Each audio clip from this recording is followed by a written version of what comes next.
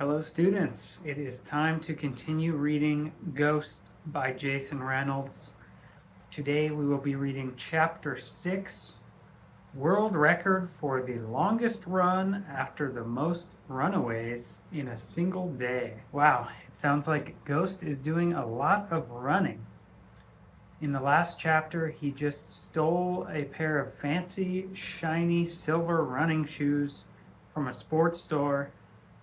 Then, after helping Mr. Charles in his store and being locked in the storage room, he ran out. So let's see what happens next. Starting on page 99. I ran nonstop to my next stop, which was the track. But not only because I was bugging about being trapped in the stockroom, that stockroom. And trust me, I was bugging. But also because that creepy clock reminded me that I was also late for practice. I ran through the streets until I finally made it to the park, where everyone was already warming up. "So nice of you to finally join us, Mr. Cranshaw," Coach said as I threw my bag down. I wanted to tell him that I'd basically been trapped in a teleportation thingy that zapped me back to the scariest moment of my life. But I didn't, because I knew no one would believe me. So I just sat down on the bench, kicked my half shoes off. Thankfully, everybody else was focused on stretching and not on my feet, and rolled my pant legs up. Sorry, I said, unzipping my bag. But Coach had already turned his attention back to the other runners. I looked to my left and right, then over my shoulder, then quickly scanned the other side of the track to make sure there were no extra guests dressed in undersized navy blue uniforms with badges and handcuffs checking out practice. Once I knew the place was clear of cops, I pulled the silver shoes out and slipped them on my feet, lacing them up tight. Then I threw the beat-up sneakers in the bag and hit the track. "So today is Thursday," Coach said as I sat down to join in on the much needed stretching. After spending the day with fire in my legs, stretching made so much more sense now. It took maybe 2 seconds for Patty to notice my shoes. She smiled and slapped Sonny on the arm to get his attention. Then he saw them and gave me a thumbs up. So corny. I looked over at Lou. He was staring at them and fixed his mouth in the way people do when they're thinking, "Not bad." And that was good enough for me.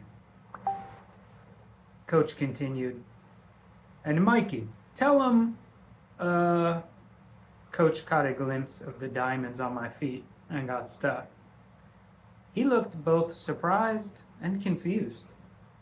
It was the same expression he had when I told him to call me Ghost. He caught himself and continued, "Mikey, tell the newbies what we do on Thursdays." Mikey said in his usual grunty way, "Long run." "That's right, long run," Coach said. "This is about conditioning, not speed, and everybody has to do it." Let me tell you, when he said long run, there were a few things I hadn't thought about.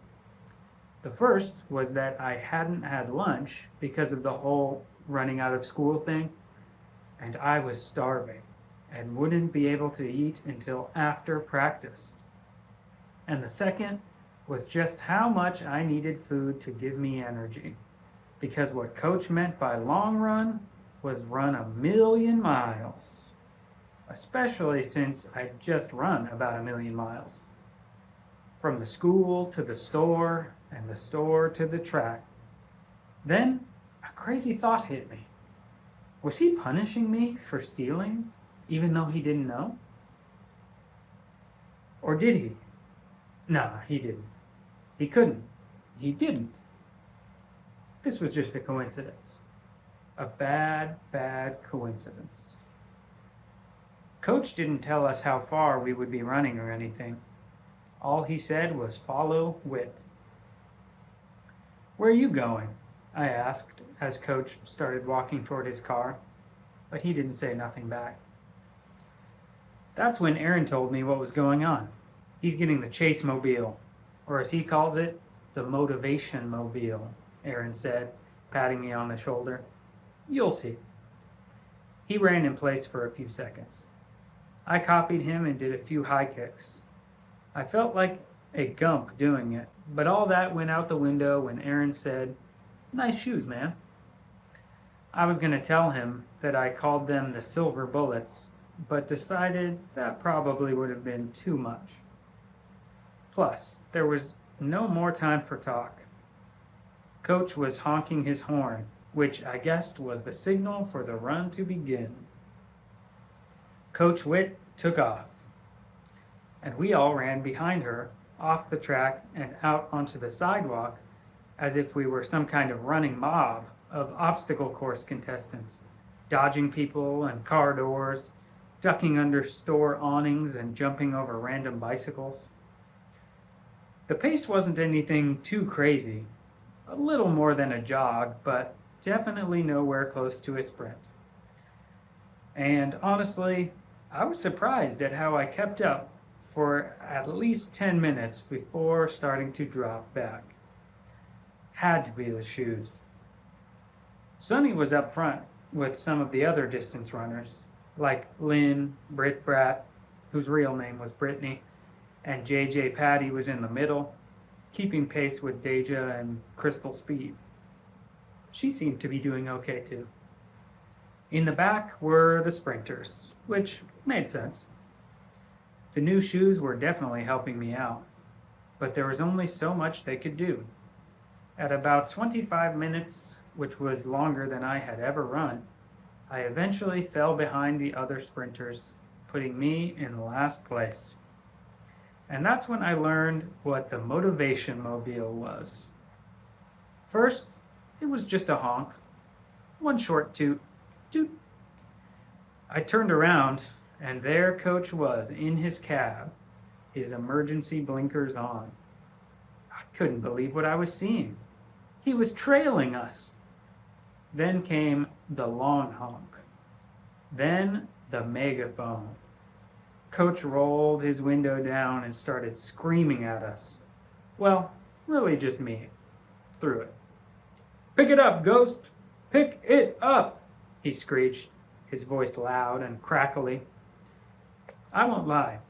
Knowing that he was on my heels like that, watching every step I took, definitely put the pressure on. Made me feel like I was being chased, which is always the easiest way to keep running. I knew that. A couple hours ago, I had been running from invisible cops, and there was that time I got chased by a dog hanging out at the basketball court, hoping somebody would pick me to run.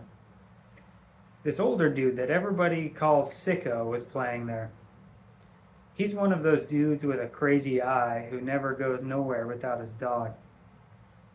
He had the fat head mutt tied to the leg of one of the benches, and when I went to go pet it, stupid, I know, it got to barking all crazy, jumping at me, snapping his mouth. I backed away, but it kept lunging until finally the leash popped. It just popped.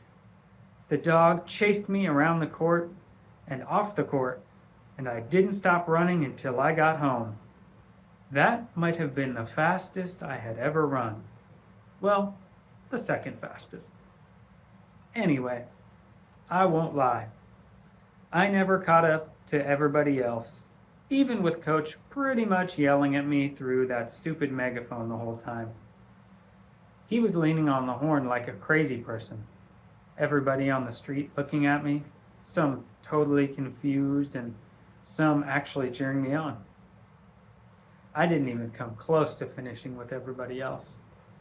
But I didn't quit. I never stopped running. As everybody except for Sonny lay down on the track trying to catch their breath, Coach had this cocky grin on his face as he came from his car, like he knew he'd worked us to death.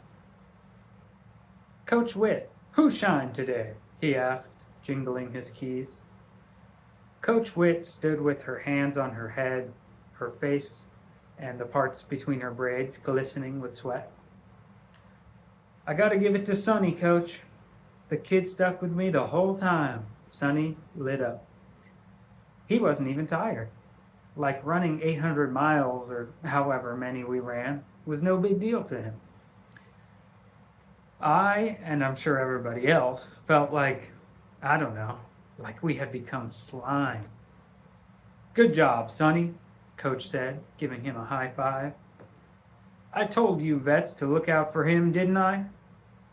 Mikey and Aaron and Britt Brat and JJ and pretty much all the vets groaned.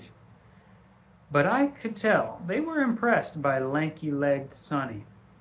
Patty jumped up and gave him 5 as well. "Yo, you like an alien," she said. "Yeah, man, you got legs," Lou followed. Then he turned around to me. "You too, Ghost. Them new shoes ain't give you no new speed, but you ain't quit, so yeah." "Thanks," I said. "You too." I don't know why I said "you too." It's just like a reflex. It didn't even really make sense in this case, but that's what came out. Okay, Coach said. "Y'all can hug and all that tomorrow at the newbie dinner." "What's that?" Patty asked. "It's tradition. Every year I take the newbies out for Chinese food on the first Friday of the season. It's like a bonding thing," Coach explained, and then looked from me to Lou to Patty to Sonny. One by one, he added, "What? Y'all don't like Chinese food?" Of course, we quickly answered, "Nah, Chinese is good." "Definitely. Sounds good to me. I'm cool with that." Coach, with the key ring now on his middle finger, spun the keys like cowboys do with their guns on the old movies Mr. Charles was always watching. "Okay then," Coach said. "Now give me 2 cool-down laps and get off my track. At home, me and Mom had my favorite for dinner, Salisbury steak. Every time she brought it home, all I could think about was how lucky the people in the hospital were that they could get that for dinner. Salisbury steak was amazing. I don't know what exactly Salisbury is, but whatever it is, it's delicious." "So you liking track?" Ma asked, heating up the food. "Yeah, it's cool. It's crazy hard, but it's cool." "And what about the coach?" she asked. "How's he?" "I like him," I said, plain, unsure of what she was getting at. Like I said, moms never trust people around their kids. Never, ever. And Coach had just left after asking my mom if I could go to the newbie dinner. And she said I could, but the smell of Salisbury might have changed her mind just that quick. I don't know why it would have, but who really understands moms? "You know what?" she said, popping open the microwave when it dinged. She flashed a smile at me. "I like him too." Whew! The homework Ma was avoiding tonight was all about how to draw blood. They call it phlebotomy. And the movie of the night was Love Jones, which we've seen a bazillion times. But my Ma loves it. It's about this photographer lady and this dude who writes poems. And they like each other. Then they hate each other. Then they love each other. And then it's over. Or something like that. I never really pay much attention.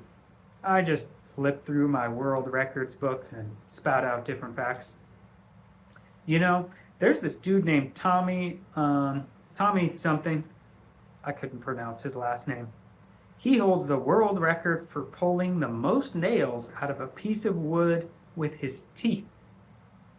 My mother, sitting with the nursing textbook open on her lap, just shushed me and kept on watching. Shh. And there's this other guy, I continued, even though I knew she didn't want to hear it. Most of the time, I just like to mess with her. His name is Wim Hof. What a name, right? Yikes. Wim Hof. Anyway, he got the record for the most amount of time spent in ice. In ice? My mother asked. Must have caught her at a boring part of the movie. Yep, in it. 1 hour and 53 minutes. People crazy, she said, shaking her head. Then she held her hand out in front of me to let me know the boring part of the movie was now over. It was time for her to resume fanning the tears back every 5 minutes. Blah, blah, blah. Hey, you ever heard of Usain Bolt? I asked her. He holds the record for being the fastest man. Cass, come on now, she begged. They're getting ready to fall in love again. You know this is my favorite part. I just shook my head and kept on flipping. The good thing was she didn't ask me about my new fancy shoes. But that's just because she didn't know about them. I changed them in Coach's cab on the way home from practice. Coach, on the other hand, definitely asked about them. Where'd you get them? That's all I want to know, Coach said. This came after he told me that he was proud of me for not quitting today. I told him that I had no idea why he loved to torture children so much. Do you grill all the kids on the team like this, or just me? I replied, snappy. Just you, he slapped my arm. I told him that my mother had gotten them for me, as a way to encourage me to do the right thing and stay out of trouble. Just saying it turned my stomach, because here I was, a boy who was suspended for busting somebody in the face at school one day and skipped half the day the next because I was laughed at. Then I swiped shoes. I clearly wasn't staying out of trouble. Matter of fact, I was knee-deep in it. Oh, okay, Coach said, but I could tell he didn't believe me. I wouldn't have.